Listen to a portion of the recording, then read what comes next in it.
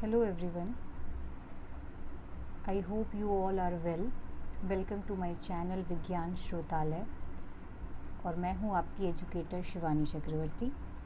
आज मैं आपके सामने लेके आ गई हूँ नेक्स्ट टॉपिक जो कि सेल साइकिल का G2 स्टेज है, पार्ट 5। इसके पहले पार्ट 1, पार्ट 2, पार्ट 3, पार्ट 4 कई सारे वीडियोस को मैंने अपलोड किया हुआ है। आप में से जिन्होंने भी उन सारे वीडियोस को नहीं देखा है, आप मेरे चैनल पे जाके उनको देख सकते हैं।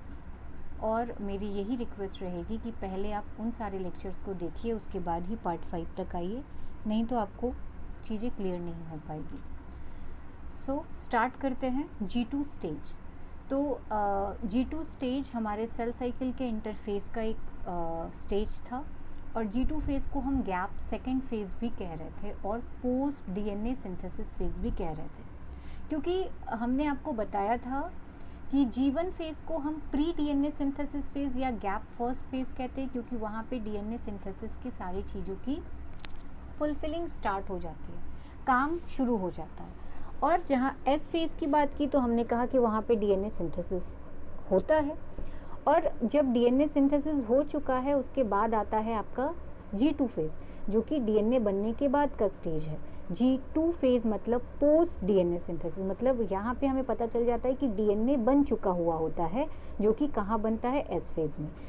गाइज़, आपको ये सारी चीज़ें बहुत अच्छे से याद होनी चाहिए, इसका कॉन्सेप्ट बहुत अच्छे से क्लियर होना चाहिए, क्योंकि इन्हीं सारे कॉन्सेप्ट से आपके कॉम्पिटिशन एग्ज़ाम्स में क्वेश्चंस पूछे जाते हैं। और यहाँ मैंने सिर्फ और सिर्फ पॉइंट पे बात की हुई है कि 2D पॉइंट पे बात की हुई है, ठीक है। और हर एक पॉइंट से आपके कई तरह के क्वेश्चंस बन सकते हैं, ठीक है। तो चलिए स्टार्ट करते हैं। तो पहला पॉइंट, जैसा कि मैंने आपसे बोला, पोस्ट DNA सिंथेसिस फेज़। आपसे क्वेश्चंस आ सकते हैं कि पोस्ट DNA सिंथेसिस फेज़ किस स्टेज को कहते हैं, सेल साइकिल के या इंटरफेज के। ओके। सेकंड, हम इसे सेकंड गैप फेज़ कहते हैं। इस फेज़ में क्या होता है, इस पर्टिकुलर फेज़ में जो होता है, सेल ग्रो करता है बहुत ज़्यादा, और साथ ही साथ यहाँ पे एक प्रोटीन का फॉर्मेशन होता है। थोड़ा सा यहाँ पे मिस्टेक हो गया है, ये टिब्यूलिन होगा, इसको आप सही कर लीजिएगा। यहाँ पे टिब्यूलिन होगा, इसको आप सही कर लीजिएगा। ये टिब्यूलिन प्रोटीन है। टिब्यूलिन प्रोटीन वही प्रोटीन है जो स्पिंडल फाइबर का फॉर्मेशन करती है। ध्यान दीजिएगा, ये भी एक बहुत इंपॉर्टेंट क्वेश्चन है। कॉम्पिटिशन्स के बेस पे आपसे पूछा जाता है कि इंटरफेस के किस स्टेज में टिब्यूलिन प्रोटीन का फॉर्मेशन यानी सिंथेसिस होता है, तो वो है आपका G2 फेज़, ठीक है। साथ ही साथ ये फेज़ जो होती है वो हमें ये बताती है कि नाउ इंटरफेस फिनिश होने को आया है और आपका M फेज़ की स्टार्टिंग शुरू होने वाली है। मतलब ये फेज़ कहाँ एंट्री करता है, ये फेज़ आपका माइटोटिक M फेज़ में एंट्री करता है। नेक्स्ट, इसके अलावा इस स्टेज में जो DNA का जो अमाउंट होता है सेल्स में, वो डबल होता है, क्रोमोसोम्स सेम रहते हैं, और साथ ही साथ सेल जो होता है वो रेडी होता है डिवीज़न करने के लिए, और वो रेडी रहता है एंट्री मारने के लिए माइटोसिस फेज़ में। बात समझ में आ रही है, क्योंकि M फेज़ को हम डिवीज़न फेज़ कहते हैं, क्योंकि आपको वहाँ पे बेसिकली डिवीज़न देखने को मिलता है, ठीक है। और इंटरफेस को हम नॉन डिविजनल फेज़ कहते हैं, क्योंकि यहाँ पे किसी भी चीज़ का डिवीज़न नहीं होता। इसको हम सिंथेसिस फेज़ कहते हैं, क्योंकि यहाँ पे चीज़ें सिंथेसाइज होती हैं, ठीक है। यहाँ पे DNA का सिंथेसाइजिंग होता है, यहाँ पे प्रोटीन का सिंथेसाइजिंग होता है, आपको कई सारी चीज़ों का रेप्लिकेशन देखने को मिलता है। तो ये सारी चीज़ें आपको इंटरफेस में देखने को मिल जाती हैं। तो ये आपका हो गया ये आपका हो गया G2 फेज़। इसके अलावा और क्या देखने को मिलता है G2 फेज़ में?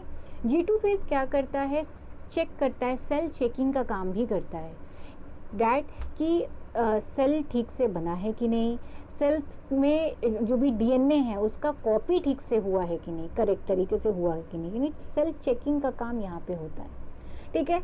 यहाँ पे एक इम्पॉर्टेंट चीज़ आपको नज़र आएगा नेक्स्ट पॉइंट में, मैं इसको अलग कलर से हाईलाइट करती हूँ।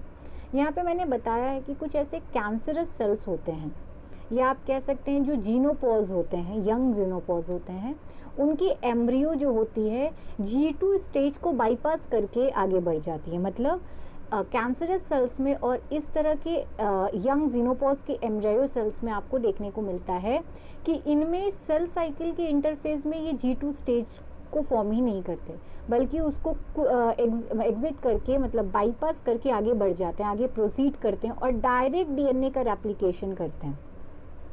ठीक है, proceed direct from DNA replication to mitosis.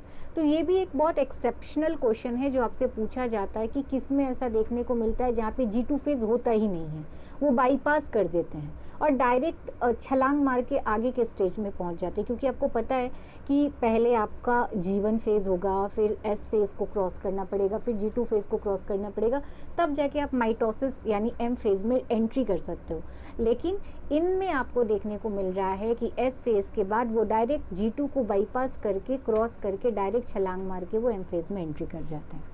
ठीक है, तो ये आपका हो गया G2 phase. Okay, I hope आपको चीज़ें समझ में आई हो, और अगर आपको समझ में आई हो तो आप मेरे चैनल को लाइक, सब्सक्राइब और शेयर कर सकते हैं अपने उन फ्रेंड्स के साथ जिनको ये टॉपिक समझने में प्रॉब्लम करता है। ठीक है, तो तब तक के लिए थैंक यू। नेक्स्ट मिलेंगे अपने नेक्स्ट न्यू टॉपिक के साथ। Thank you.